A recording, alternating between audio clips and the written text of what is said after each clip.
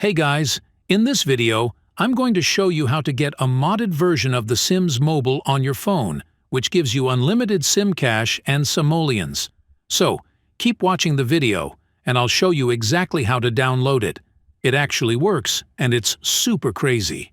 So, if you like to play The Sims Mobile, then you probably wouldn't mind a modded version of the game, which I'm going to show you guys exactly how to download in this video.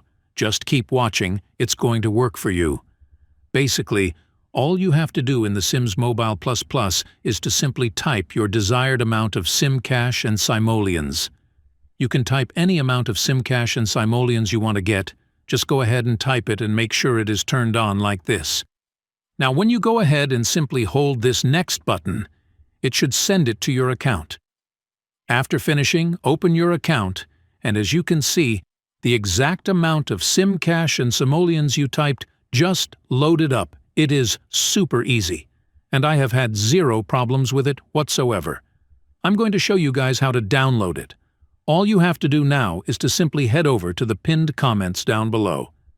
There, I explain exactly where you can get The Sims Mobile Plus.